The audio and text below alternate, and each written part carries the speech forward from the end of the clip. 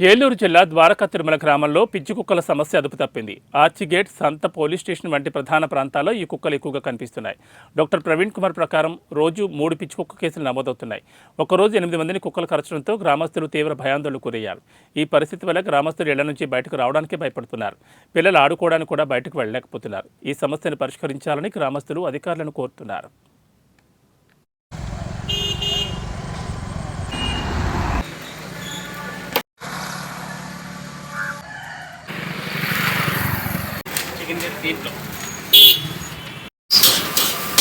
మాది ఏలూరు జిల్లా ద్వారకా తిరుమల మండలం. ద్వారకా తిరుమల నివసిస్తున్నాం.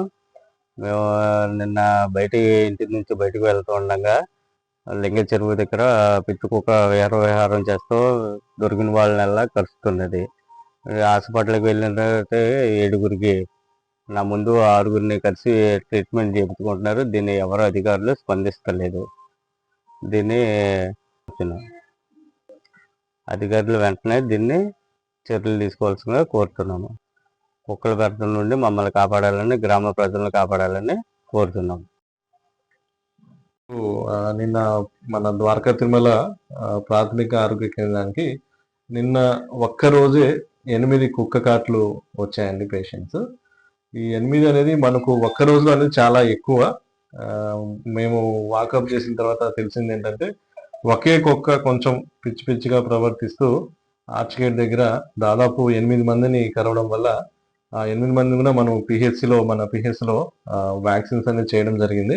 అలాగే కొంతమందికి ఎక్కువ డీప్గా ఉండడం వల్ల ఓన్స్ వాళ్ళని యాంటీబాడీస్ కోసం ఇక్కడ ఉన్నవి ఇచ్చాము. కొంతమంది ఇంకా 8 మంది ఇక్కడ మన పిహెచ్సి కాకుండా ఇంకొక 2-3 తెలిసింది ఏంటంటే, వాళ్ళు డైరెక్ట్గా ఏలూరు గవర్నమెంట్ హాస్పిటల్కి వెళ్ళి అక్కడ కూడా వ్యాక్సిన్ చేయించుకున్నారంట.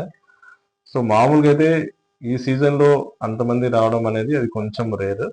పైపెచ్చు మనకు ఇంచుమించు రోజు 2-3 అలా మండలం మొత్తం మీద వస్తుంటారు. కానీ నిన్న ఒక్కరోజే మన ద్వారకా తిరుమల ఊర్లోనే 8 మంది రావడం అనేది కొంచెం మనం ఆలోచించుకోవాలి. ఆ వీధిలో ఉన్న మనం కుక్కల్ని దీని మీద కొంచెం దానికి సంబంధించిన జనాలు కూడా ఎక్కడన్నా కొంచెం మీకు డౌట్ఫుల్గా ఈ కుక్కలు తిరగడం అనిపిస్తే అది సంబంధిత అధికారులకి తెలియజేయడం అనేది చాలా ఇంపార్టెంట్ అండి.